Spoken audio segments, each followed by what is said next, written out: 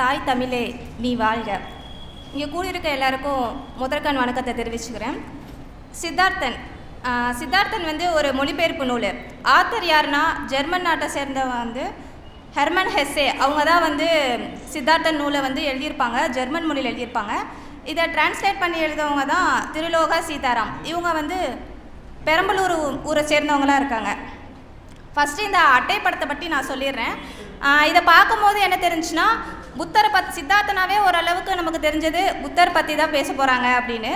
ஆனால் உள்ளே போய் படிக்க ஆரம்பிக்கும் போது தான் தெரிஞ்சு, இல்லை இந்த சித்தார்த்தன் புத்தில் என்ன சொல்லியிருப்பாங்கன்னா, சித்தார்த்தன்னு ஒரு பையன் இருக்கான், அவன் வந்து தன்னைத்தானே தேடிக்கிட்டு போகிறதா இந்த புத்தகத்தோட தொடர்ச்சியாகவே இருந்துகிட்ருக்கும். கடைசியில் அவன் தன்னைத்தானே தேடிக்கிட்டு இருக்கானா, அடைஞ்சிட்டானா, இதுதான் வந்து ஒரு கேள்வியாக முடிச்சிருப்பாங்க. அவனுக்கு அதை விடையும் அவனுக்கு கிடச்சிரும் இந்த புத்தகத்தில்.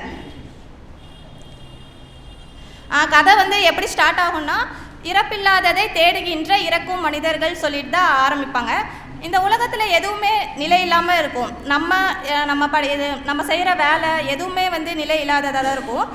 அந்த இதில் வந்து நம்மளை தக்க வச்சுக்கிறதுக்காக நம்ம ஏதோ ஒரு வேலை செஞ்சுக்கிட்டே தான் இருக்கோம் அப்படின்னு சொல்லிட்டு தான் இவங்க தொடக்கமே ஆரம்பிச்சிருக்கும். சித்தார்த்தன் கதைக்குள்ளே நான் வந்து கொஞ்சம் கொஞ்சமாக போகிறேன். ஃபஸ்ட்டு எப்படி ஆரம்பிக்கும்னா, இவன் வந்து இளமையில் என்ன பண்ணிகிட்டு இருந்தான், அதுக்கப்புறம் அவன் வாலிபத்தில் எப்படி இருந்தான், அதுக்கப்புறம் முதுமையில் எப்படி இருந்தான் அப்படின்னு சொல்லிட்டு இந்த 3 நிலையும் காட்டியிருப்பாங்க.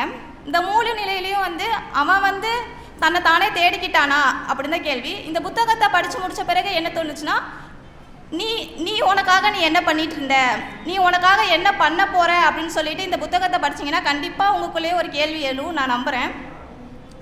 கதைக்குள்ளே போகிறேன்.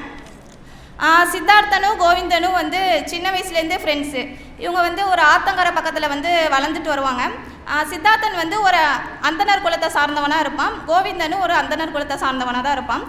2 பேரும் வந்து வேள்வி செய்கிறது, அப்புறம் ஓம் சொல்கிறது, தியாகம் செய்கிறதெல்லாம் வந்து நல்லாவே பண்ணிக்கிட்டு இருப்பாங்க.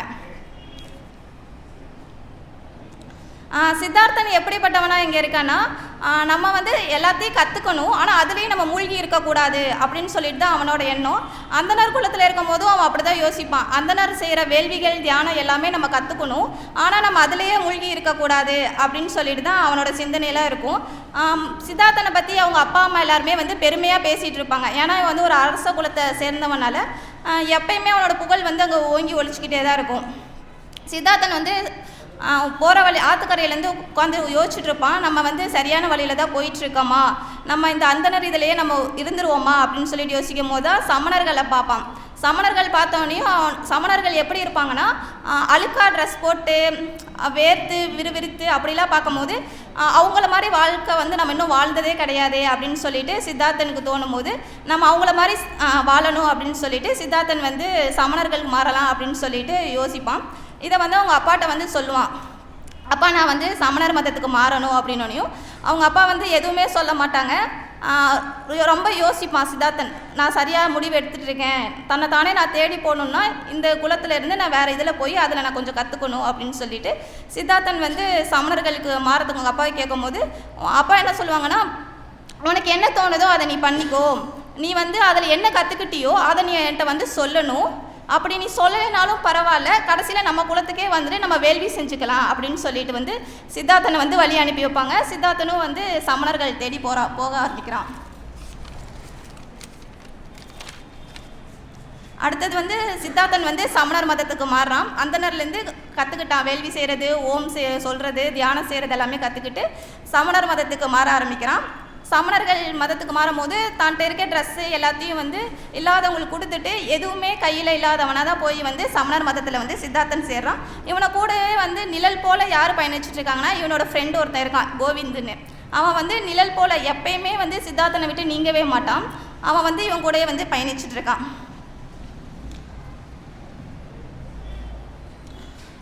சித்தார்த்தன் வந்து சமணர் மதத்துக்கு மாறிட்டு அதிலிருந்து வந்து இதெல்லாம் கற்றுக்குவான். என்னென்ன கற்றுக்குவான்னா, தாகிச்சு இருக்கிறது, பசி தாகமாக இருக்கிறது, அப்புறமேட்டு துன்பத்திலிருந்து மீள்றது அப்படின்னு சொல்லிட்டு காத்திருக்கிறது, பசிச்சிருக்கிறது, இதெல்லாம் வந்து சித்தார்த்தனும் கோவிந்தனும் கற்றுக்குவாங்க. கற்றுக்கிட்டு வந்து இதுவும் அவனுக்கு பத்துமான்னு கேட்டால் பத்தாது. கோவிந்தன் கேட்பான், உனக்கு எப்போ தாண்டா அறிவு பசி தீரும், நீ எல்லாத்தையும் கற்றுக்கிட்டே இருக்குன்னு நினச்சினா நீ எப்போ தாண்டா என்னடா பண்ண போகிற அப்படின்னு கேட்கும்போது இதுக்கு வந்து ஒரு பதில் என்ன கிடைக்கும்னா, நம்ம சாகிற வரைக்கும் கற்றுக்கிட்டே இருந்தோன்னா கற்றுக்கிட்டே தான் இருப்போம் அப்படின்னு சொல்லிட்டு இந்த புத்தகத்தில் வந்து நிறையா தத்துவத்தை சொல்லியிருப்பாங்க. இந்த புத்தகமே வந்து ஒரு பேஜ் திருப்பும்போது ஒரு தத்துவம் இருக்கும், அடுத்த பேஜ் திருப்பும்போது இன்னொரு தத்துவம் இருக்கும். அப்படி தான் வந்து இந்த புத்தகத்தை வந்து திருலோக சீதாராம் அவங்க எழுதியிருப்பாங்க. இவன் கேட்பான், எப்படா உனக்கு வந்து அறிவு பசி தீரும்போது, இல்லை நான் வந்து நிறையா கற்றுக்கணும்னு ஆசைப்பட்றேன், என்ன நானே நான் முதல்ல தேடணும் அப்படின்னு சொல்லிட்டு சித்தார்த்தன் சொல்லிகிட்டு இருப்பான். சமணர் குலத்துக்கும் அவங்க போயிடுவாங்க. சமணர்கள் செய்கிற இதெல்லாம் அவங்க கற்றுக்குவாங்க.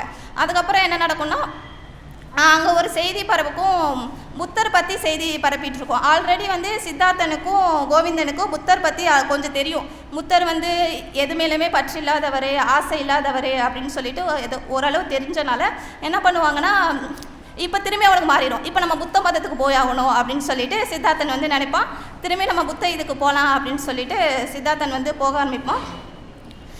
இது வந்து சமணர் மதத்தில் சொல்லிட்டு தான் நான் விடை பெறணும்னு சொல்லிட்டு சமணர்கள் இதுலேருந்து விடை பெறும்போது என்ன விடை சொல்லிட்டு நான் போகிறேன் அப்படின்னு சொல்லிட்டு போகும்போது சமணர்கள் என்ன சொல்லுவார்னா, அவர் வந்து திட்டுவார், எங்கள் குலத்துலேருந்து நீ வேறு குலத்துக்கு போறீல அப்படின்னு சொல்லிட்டு திட்டுவார். அப்போ வந்து அவர் என்ன பண்ணுவார்னா, சமணர் இதுலேருந்தே தான் கற்றுக்கிட்ட ஒரு இதை வந்து மந்திரம் மூலமாக சொல்லி அங்கேருந்து விடை பெறுவார். இந்த இடத்துல என்ன சொல்லியிருப்பாருன்னா, சமணத்துலேருந்து அவன் ஒரு இதை கற்றுக்கிட்டான் அப்படின்னு சொல்லிட்டு ஒரு தத்துவத்தை சொல்லிட்டு இந்த ஆசிரியர் சொல்லியிருப்பாங்க. ஒரு தத்துவத்தை சொல்லிவிட்டு எதுக்கு போவாங்க. அடுத்தது புத்த மதம். இவன் புத்த மதத்துக்கு மாறுறான். அதே மாதிரி தான் வரும். புத்த மதத்துக்கு மாறும்போது மலையில் கேட்பாங்க, எங்கே போயிட்டுருக்கீங்க அப்படின்னு சொல்லிட்டு ஒரு பெண்மணி, சாதாரண ஒரு பெண்மணி கேட்கும் போது சித்தார்த்தனும் கோவிந்தனும் சொல்லுவாங்க, நாங்கள் வந்து புத்தரை பார்க்க போகிறோம் அப்படின்னு சொல்லிட்டு இருக்கும்போது, நீங்கள் வந்து சரியான பாதையை தான் தேர்ந்தெடுத்திருக்கீங்க அப்படின்னு சொல்லிட்டு அந்த பெண்மணி சொல்லுவாங்க. இப்போ வந்து அந்த புத்த மதத்துக்கு போகிறதுக்காக புத்தர்கிட்ட போவாங்க. புத்தர்கிட்ட இப்போயும் அவங்க சொல்கிற போதனைகள், அவங்க சொல்கிறது எல்லாத்தையும் கேட்பான். யார் கேட்பான்னா, கோவிந்தனும் கேட்பான், சித்தார்த்தனும் கேட்பான். சித்தார்த்தனுக்கு அப்பையும் அறிவு பசி அடங்காது. கோவிந்தன் வந்து புத்த மதத்தை ஏற்றுக்குவான்.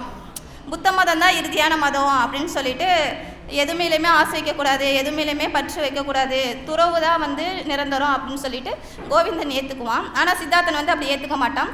அங்கேருந்து அவன் மீண்டு வரான்.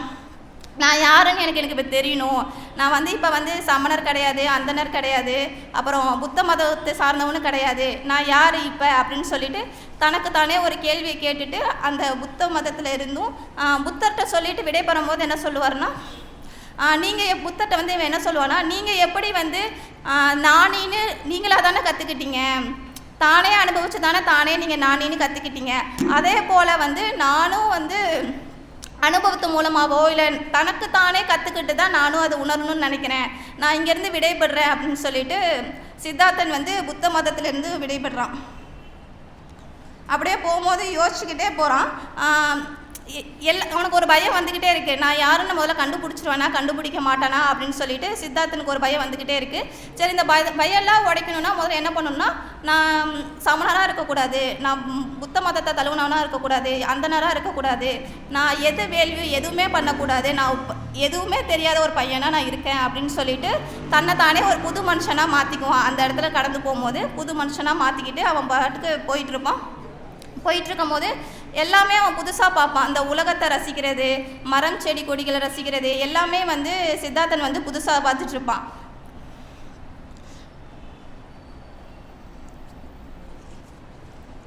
புது மனுஷன் எப்படி வந்து இந்த உலகத்தை வந்து புதுசாக பார்ப்பானோ அது போல தான் வந்து சித்தார்த்தனும் பார்த்துட்ருப்பான். போகிற வழியில் வந்து அதுக்கப்புறம் வந்து என்ன நடக்கும்னா, நம்ம சாதாரண மனுஷனாக கொஞ்சம் வாழ ஆரம்பிக்கணும் அப்படின்னு சொல்லிட்டு சித்தார்த்தனுக்கு என்ன தோண ஆரம்பிக்கும் போது, போகிற வழியில் வந்து ஒரு தாசி அப்படின்னு சொல்லிட்டு ஒரு பொண்ணு இருப்பாங்க, கமலாவை பார்க்குறான். கமலாவை ஃபஸ்ட்டு பார்க்கும்போது இவன் எப்படி இருப்பான்னா, கடைசியாக இந்த புத்த மதத்துலேருந்து எப்படி வந்தானோ, எதுவுமே இல்லாமல் எப்படி வந்தானோ அது போல தான் இருப்பான். பார்த்தோன்னே வந்து என்ன தோணுன்னா, கமலாவை வந்து இவனுக்கு பிடிச்சிரும்.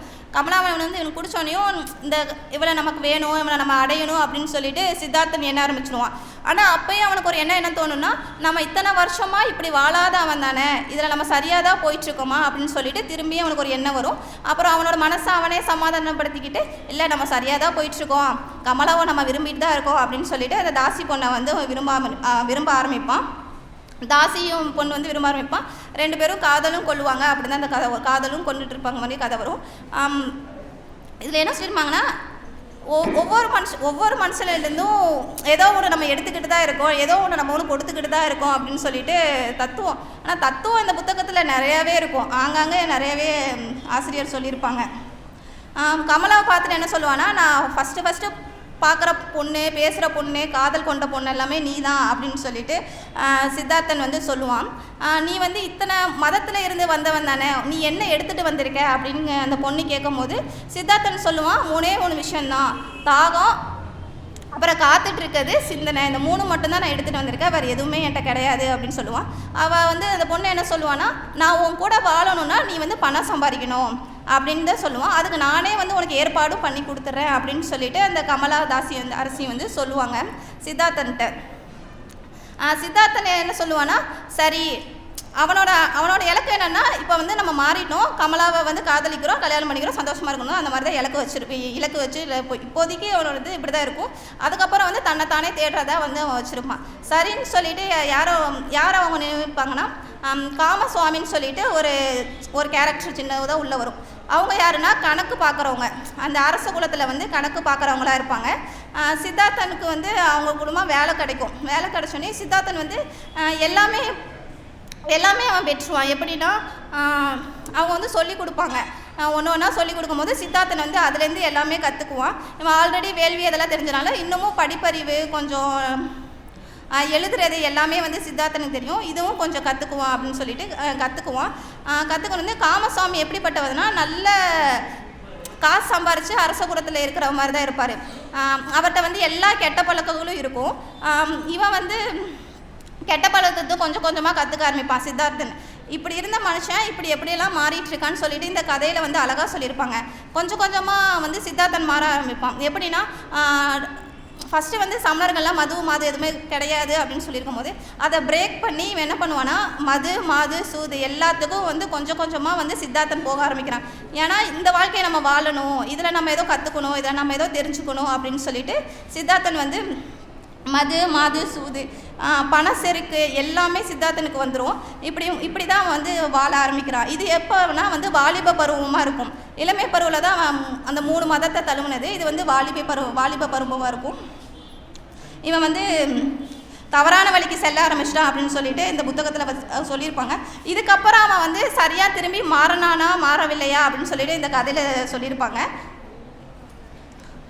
அப்புறமேட்டு அவன் கொஞ்ச நேரம் வந்து இதெல்லாம் நடந்து முடிச்சுட்டு ஒரு மரத்துக்கடியில் நின்றுட்டு பக்கத்தில் வந்து ஒரு ஆறு இருக்கும், நின்று யோசிச்சுக்கிட்டு இருப்பான், நம்ம சரியான வழியில் தான் போயிட்டுருக்கோமா இல்லை நம்ம தப்பு பண்ணிகிட்ருக்கோமா அப்படின்னு யோசிக்கும் போது அவனுக்கு நல்லாவே தெரியும், நம்ம முன்னே இருந்ததை விட இப்போ மாறிட்டோம் அப்படின்னு சொல்லிட்டு அவன் தப்பு பண்ணுறோன்னு சொல்லிட்டு என்ன சொல்கிறான்னா, இப்போ எதுவுமே எனக்கு வேணாம், அவன் லவ் பண்ணுற பொண்ணு வேணாம், அவன் கல்யாணம் பண்ண பொண்ணு வேணாம், எதுவுமே எனக்கு வேணாம் அப்படின்னு சொல்லிட்டு அந்த இடத்த விட்டு அப்படியே வந்து நவுந்து போவான், சோலை பக்கம் போவான்.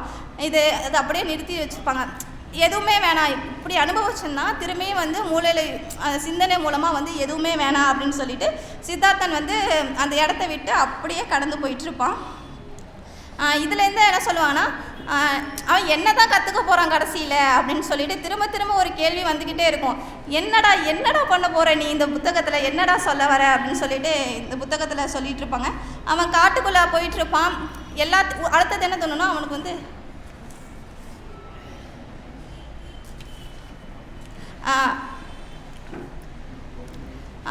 காட்டுக்குள்ளே அவன் வந்து போயிட்டுருக்கும் போது ஒரு ஆறை பார்ப்பான். எல்லாத்தையும் வெறுத்துற மாதிரி இருக்கும்.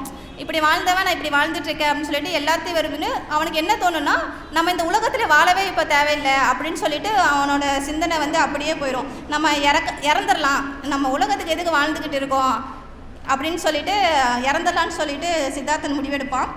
அதுக்கப்புறமேட்டு ஆறு சைடெல்லாம் போகும்போது இந்த ஆற்றுல உளுந்து இறந்துடலாம் அப்படின்னு கொஞ்சம் முடிவெடுக்கும் போது அப்போ நிதானமாக திரும்பியும் அவன் யோசிப்பான், நம்ம சரியான பாதையில் தான் போகிறோமா அப்படின்னோனையும். அப்புறமேட்டு அவனுக்கு தோணும், நம்ம தற்கொலை அதெல்லாம் வந்து தப்பு அப்படின்னு சொல்லிட்டு அங்கே ஒரு தத்துவ கருத்தை வந்து ஆசிரியர் சொல்லியிருப்பாங்க. அப்புறமேட்டு என்ன நடக்கும்னா, அவன் எல்லாத்தையும் மாறிட்டு கடைசியாக என்ன மாறுவான்னா, எல்லாத்தையும் அவன் கற்றுக்கிட்டு கோவிந்தன் வந்து கடைசியாக வருவான், துறவு பூண்டுட்டு. புத்தர் வந்து இறக்குற தலைவலியில் வந்து எல்லாருமே வந்து மீட் பண்ணுற மாதிரி, எல்லாருமே வர்ற மாதிரி காட்டுவாங்க. கமலா வந்து புத்தரை பார்க்கறதுக்காக கமலாவும் மாறி வர மாதிரியும், சித்தார்த்தனோட ஃப்ரெண்டு கோவிந்தனும் வந்து புத்த மதத்தை தழுவி புத்தர் வந்து இறக்கும் தருவிலேருந்து வருமாறியும் காட்டுவாங்க. கடைசியில் வந்து சித்தார்த்தனும் கோவிந்தனும் வந்து சந்திச்சுக்கும் போது நீ எல்லாத்தையும் கற்றுக்கிட்டியா அப்படின்னு கேட்கும்போது நான் வந்து எல்லாத்தையும் கற்றுக்கிட்டேன். எப்படி கற்றுக்கிட்டேன்னு என்ன கற்றுக்கிட்டேன் எப்படி கற்றுக்கிட்டேன்னு கேட்கும்போது புத்தர் எப்படி வந்து கொஞ்சம் கொஞ்சமாக அனுபவத்தில் வந்து கற்றுக்கிட்டாரோ அதே போல் தான் நானும் கற்றுக்கிட்டேன். தன்னைத்தானே வந்து நான் மெருகேற்றிக்கிட்டேன், தன்னுக்கு தானே நான் வந்து தேடிக்கிட்டேன் அப்படின்னு சொல்லுவாங்க. கடைசியாக வந்து கோவிந்தன் என்ன பண்ணுவான்னா எப்படி வந்து புத்தர் வந்து எதாக இருந்தாலும் ஸ்மைல்லே வந்து ஆன்சர் சொல்லிடுவார். அந்த ஸ்மைலில் வந்து எப்படி இருக்குன்னா மகிழ்ச்சி, சந்தோஷம், துன்பம் எல்லாமே வந்து அந்த ஸ்மைல்லையே வந்து அடங்கியிருக்கிற மாதிரி சித்தார்த்தனை வந்து இவன் கேட்கும்போது சித்தார்த்தன் வந்து கோவிந்தன் கேட்கும்போது அவனும் ஒரே ஒரு ஸ்மைல் பண்ணி அந்த கதையை அப்படியே முடிச்சுருவாங்க. இதில் வந்து இதில் வந்து என்ன சொல்ல வந்திருக்காங்கன்னா ஒன்றை நீயே முதல்ல தேடு அப்படின்னு தான் முதல்ல சொல்லியிருப்பாங்க. வாய்ப்பளிப்பதற்கு நன்றி கூறி விடைபெறுகிறேன். நன்றி, வணக்கம்.